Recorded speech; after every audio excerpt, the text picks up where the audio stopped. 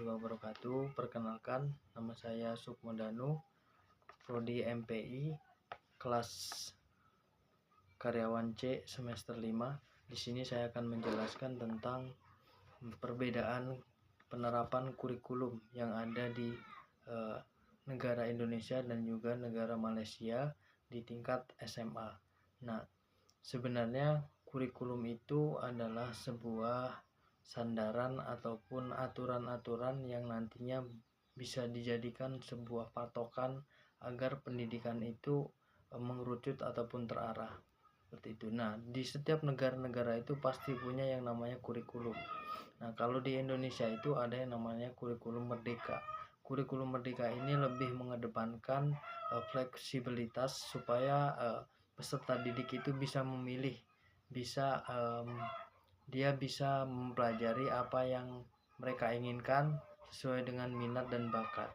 Nah, kalau di Malaysia sendiri itu juga ada kurikulum yang namanya kurikulum standar sekolah menengah. Nah, kurikulum ini juga mengedepankan lebih kepada gimana sesuai dengan kebutuhan. Jadi, kalau di Malaysia itu kurikulum yang dipakai di tingkat SMA itu dia belajarnya itu sesuai dengan kebutuhan di lapangan ataupun di luar sekolah. Misalkan kalau di Malaysia itu berarti dia pabrik membutuhkan apa, terus perusahaan mana, lembaga mana membutuhkan apa. Nah, itu sekolah sebagai lembaga pendidik itu menyiapkan orang-orang yang nantinya bisa mendalami ilmu yang seperti itu. Jadi ketika lulus, banyak kan di Malaysia itu mereka sudah dapat ilmu yang bisa terpakai ketika mereka lulus. Nah, ini buruknya kalau di Indonesia itu ya, kalau kita mau bicara sebenarnya kalau misalnya seandainya kayak gini,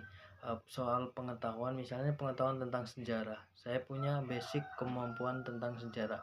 Nah, ketika saya mencari kerja atau saya melamar pekerjaan di lembaga mana, itu pasti nggak ditanya tentang wawasan saya tentang sejarah ataupun apa. Artinya yang dipelajari di sekolah itu banyak yang tidak sesuai dengan kebutuhan yang ada di Malaysia itu, di lapangan itu sendiri, berbanding balik dengan Malaysia seperti itu.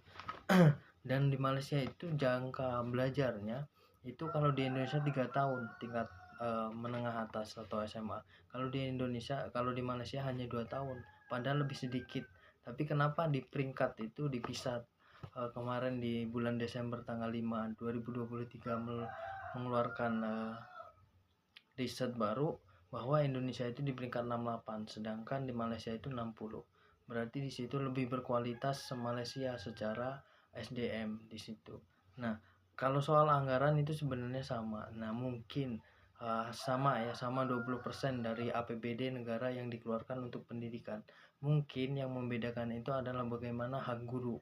Nah, hak guru di Malaysia itu minimal 5,5 juta per bulan mereka mendapatkan income. Kalau di Indonesia itu apalagi guru honorer itu sangat minim ya.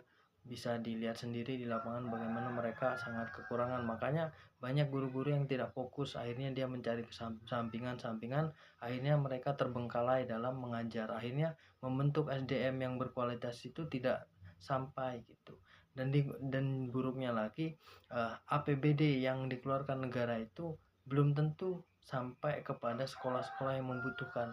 Akan banyak lubang-lubang seperti itu, akan banyak potongan-potongan yang memang perlu dianalisis oleh pemerintah sendiri agar tidak ada yang namanya potongan-potongan seperti itu, agar supaya APBN yang 20% itu sampai tepat kepada mereka yang membutuhkan, agar pendidikan maju dan SDM-nya juga menjadi SDM yang berkualitas sesuai dengan kurikulum merdeka, menjadi meningkatkan kualitas minat bakat siswa itu ketika keluar dia sudah siap untuk survive, siap untuk beradu kepada SDM yang lain, bahkan bisa bersaing dengan negara-negara lain secara kualitas sumber daya manusianya. Seperti itu yang dapat saya sampaikan. Saya akhiri, wassalamualaikum warahmatullahi wabarakatuh.